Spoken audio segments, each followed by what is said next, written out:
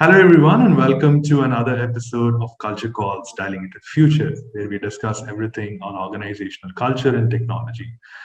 Today, we are in conversation with Mr. Utsav Agarwal. Utsav Agarwal is the director of Bhoruka Fabcons Limited, a leading aluminium downstream focused company located in Mysore, India.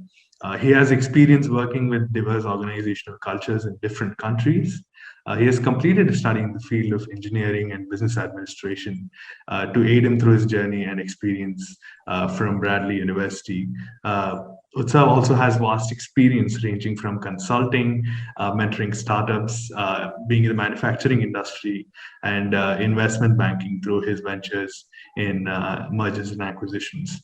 An absolute delight to have you on our show, Mr. Utsav. How are you doing today? Good, Sumant. My pleasure being on your show and looking forward to our conversation. I'm doing great. That's fantastic to hear. I did give a short profile on what exactly you were, but could you tell our audience a bit about yourself and what exactly your role is at Bhoruka? Sure. So our company is about 10 years old now. It's named Bhoruka Fabcons Private Limited, as you said.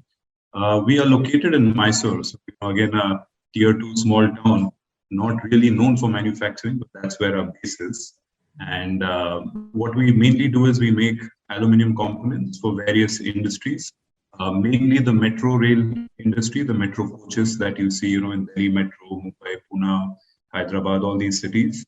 And some of our products are also used in passenger vehicles as well as the electric vehicles coming up. So all in all, it's a typical MSME, and that's where most of my experience is in running MSME manufacturing firms in India.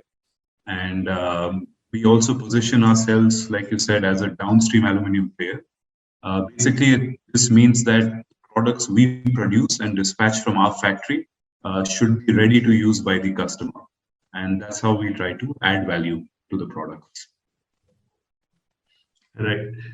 That's fantastic to hear about, the company that you're working at right now, and the way it has progressed in the past 10 years has been fantastic. I want to ask you a question because I know as I was running through your profile, you have such a vast experience in organizational culture and how exactly it's played a role. So how do you see, work culture evolving, especially, in this hybrid work culture that has been set out, post the pandemic? How do you see work culture evolving in this environment? So work culture, firstly, I'll say, Sumant, I'm very happy that there's a podcast happening focused on culture. It's one of those intangible things in a company and sometimes gets overlooked by financial results. So I think it's something that needs to be discussed more, which is what your podcast is doing.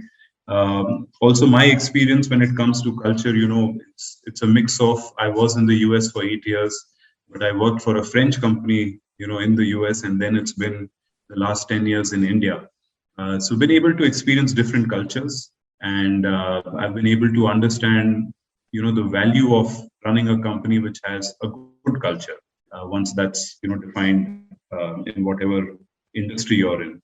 But coming back to your specific questions, in the last 2 years, I would say that a topic like culture has been even more discussed, obviously because of the mental kind of concerns with the COVID, and a lot of families were affected. You and me, businesses were affected.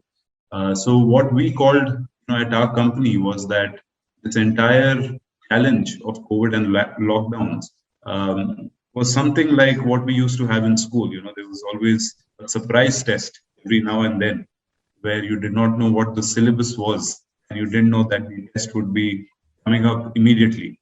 And that's what we've been challenged to in terms of this COVID. And a lot of companies, a lot of business owners, especially the smaller companies, which I represent, we do not have the tools as some of these bigger companies to completely move the workforce online and be up to date with, all the new technologies. And that's where the culture really evolved. The culture was really tested as to how the management of these companies can build that transparency during these hard times of crisis. Communication, one of the essential tools of building any good culture, was tested. It was amplified. You had to communicate more with your staff, whether it was in person, whether it was uh, you know online, and the conversations changed. I think business and results were not the first thing we started discussing, all of us, in the last 2 years. I think every conversation started with asking about your health, your family, how everyone is doing. And it really showed all of us that what we at Bhoruka also keep saying, that health and safety comes first and then work and business. But I think as people, we all connected on the basic fabric of health and family. And I think that was a great learning for all of us from the cultural point of view of just being more transparent and just showing more empathy more than anything else in the last 2 years. And whether it is done in person, whether it is done online through emails, mass communication, I think the channels can keep changing. But what mattered is empathy. That really came to the forefront. Right. I think one of the things that you told, where you said that the company culture at Bhoruka, where the primary thing was focus on health and safety rather than work first. I think that was fantastic. It made me remember this one thing by Gary Vee. He always says that company culture is the backbone of any successful organization. So I just want to, double down on that. How true is this statement to the company culture at Bhoruka? So, I couldn't agree more on that statement. And to be honest, I have now been running this company for the last 10 years. So we are about 10 years old. And a manufacturing company on its 10th year is still quite an infant. You need at least 2 or 3 decades to really build a brand and a company. But it's only in the last 2 years that even I have realized how important culture is to a company, and the lasting impacts it can have if you get it right.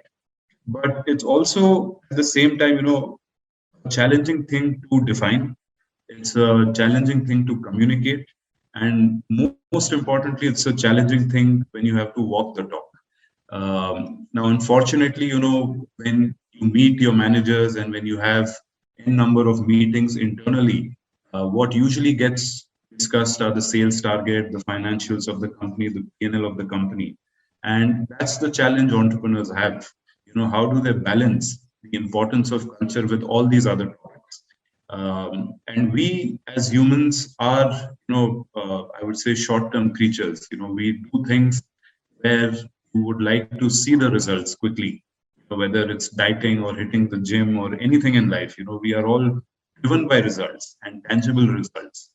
And culture is one of those things where the result is not seen in the short term, and it might not be as easily measurable. And that's one of the reasons a lot of companies kind of overlook the importance of culture, because it doesn't show up on your balance sheet as a number. But I have realized more and more that if you fix, culture in the short term, and when I use the word fix, I just mean the more you discuss about culture openly in your company, and most importantly, the leadership team of the company or the management or the promoter, as long as they can define it and walk the talk, the results will come. It might not come in a quarter or year or even in 2 years, but you will slowly feel that you started building a base, and the decision making within the company uh, start going through the prism of culture. And that's ultimately what you want as a company head, or in any company, that decisions are being made through the prism of culture. And once that starts, I think you see great benefits come out in the long run. So if you can balance your short term action, if you can be patient, not to be too curious to see the results immediately, I think that's the trick of getting the culture part right. Right. I think that was fantastic. Also, one of the things that you mentioned, wherein it is, as a manufacturing industry, it becomes how important culture plays a key role in the organization, which also reminds me that how important technology is for building organizational culture. So, do you think, because some people have a different opinion on this, so do you think data and technology play a key role in determining organizational culture and measuring culture? Because there have been so many debates around whether it's useful or not, or whether it even makes sense. So, what exactly is your opinion on data and technology playing a role in organizational culture? So yes, it's a good question because data and technology now has swept in all walks of life, not just business. In our personal lives, I think there's a overload of data or option, and there's a lot of words going out there in the market. Artificial intelligence, data analytics, IoT. But my first point here would be that it's also important to realize what are these tools and how it can be applicable to your business. You should not do something just for the sake of doing it because it's a new technology or everyone else is doing it. So from that point of view, it's important that you have a good balance or the right fit between all the new technologies coming up, all the data tools coming up, and then fit it into your business or your industry. You might be in manufacturing, you might be in service, you might be in e-commerce, and your company sizes might be different. You might have 10 players on your team or 1,000 people. So you really need to customize what's out there with what fits your company. Uh, Secondly, I would say, data has definitely made things more transparent, and it has put a lot of people on an equal platform. And what I mean by that is, if it's a kind of a taraju, a balancing act, the more stronger data becomes, the less stronger differences, come down. What I mean by that is, let me give you an example. When I was young, you would hear a lot of examples of how you've gone to a new city, sat in a taxi or an auto, and that guy has taken you for a ride. He's taken you a longer route and charged you more money and those things. Today, you can travel anywhere in the world. No one can fool you because on your phone you have the directions and you have, the route that you need to take. And if anyone deviates, no one can fool you anymore on that topic. And the reason is only because of data and technology. You have the same data, the same technology that your Uber driver or your auto driver has. So once two people or 100 people within a company have access to real-time data at the same time, it kind of reduces the differences of opinion. It kind of reduces the risk that someone else might take advantage of you or the decision, and it kind of puts people in an equal platform. So even in our company, we always say that any meeting or any decision making, come with data, and data alone is of no use if it does not give you the right analysis. So I had a professor in college who always said that no matter how much data you have, if you cannot build a story out of it, which a fifth grader can't understand, then that data is of no. And that is something we try to follow in our company, that no matter how much data you have, what is the story, what is the understanding of that data, and that has to be very transparent. So to me, data is another tool to kind of standardize things in a company with everyone having the same information. And that's where it kind of clashes with certain old cultural points where certain people, in certain companies, you always saw that one of the things the senior management or few managers may have had was this sense of security or insecurity. And that only comes because people used to like to hold on to data and not share it with their juniors or the new joinees. And you will realize within a company, as you make data more transparent, and as the same set of information lies with many people, then holding on to a set of data, it's like no treasure you can hold on to and then show your importance, in the kind of company cycle or in the company ladder. You really have to then show your merits on skills and the analysis of the data and not just holding on to some data. So in that way, I would say, data and technology has really kind of put everyone in an equal line. And then from there on, it's your skill set as to what you do with the data and how you use it to advance your careers. That's the biggest benefit to me. Right.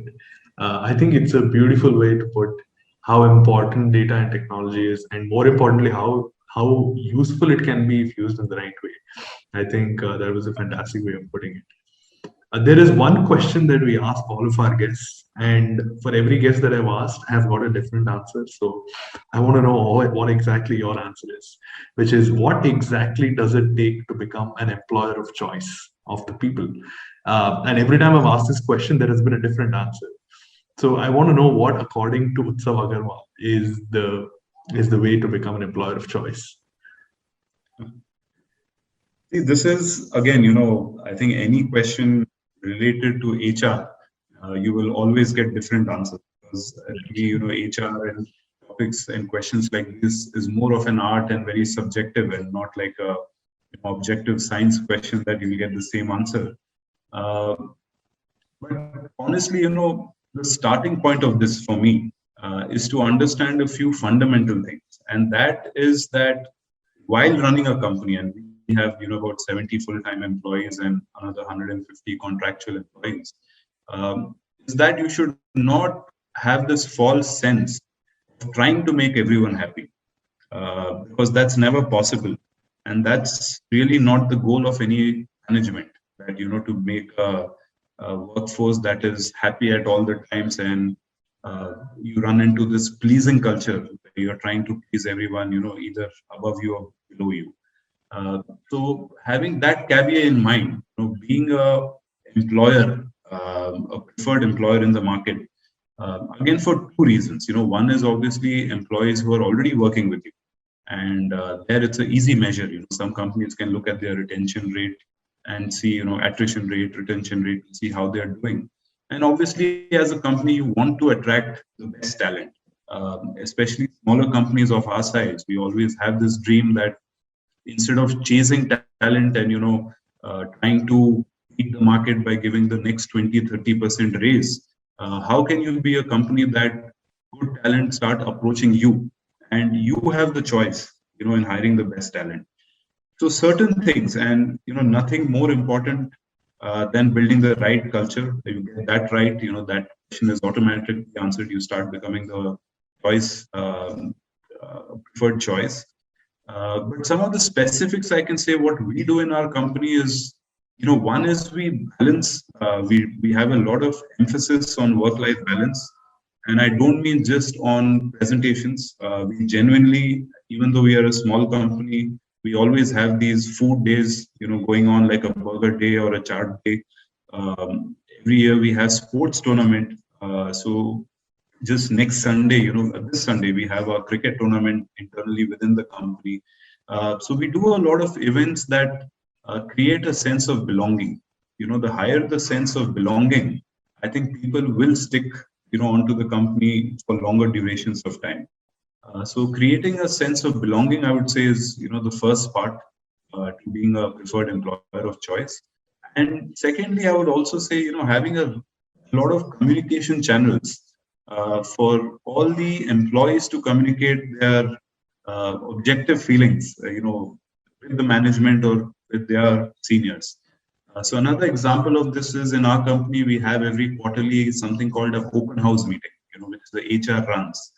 And this is just an open house with all designation, everyone, 70 people sitting in the canteen and giving any suggestion to improve the facility, to improve the working of the company, anything they're not happy with. And those points are then taken. And then the management and HR, the next meeting, have to give a report. If 10 suggestions were given, what happened with the 10 suggestions? How many were implemented, how many are not implemented? And again, the point here is not working on all 10 just to please everyone, but the ones that make sense, ones that are genuine, and ones that can be agreed upon by a team, to show that you're being heard. I think once people stop believing they're being heard in a company, I think then they feel they're just working in an environment that doesn't value them. So I would say these two things specifically I can think of. One is creating a sense of belonging by doing various things outside of work. And second, having as many communication channels open as possible, which make people believe that, if they do have an issue or a suggestion, there are enough channels in the company for them to be heard. So I think these two things is something we have been doing very strongly for the last 6 or 7 years, and we see the result. And it all feeds into a good culture. Right. I think that was fantastic. I wish we had more time to talk, but I think we're running out of time now. Thank you so much for being a part of our show. Is there any final words that you'd like to let our audience know? I think my final words would be, that especially for young entrepreneurs out there, don't get too consumed only by the financial metrics of your company. Because yes, financial metrics can be clearly seen, it can be seen and tracked monthly. But there's a lot of intangible things that happen, the undercurrents in the company. So be very, very aware of that. And culture is something, no matter how much you present, you have to walk the talk. And if you don't do that, then you might say whatever you want, but it will not work. So do spend equal amount of time, give equal weightage to the topic of culture within your company, and you will see results in the long run. Right.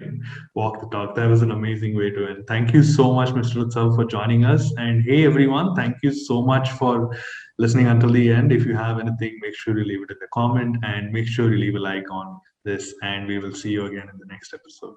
Thank you. Thank you. Thanks a lot, Sumit.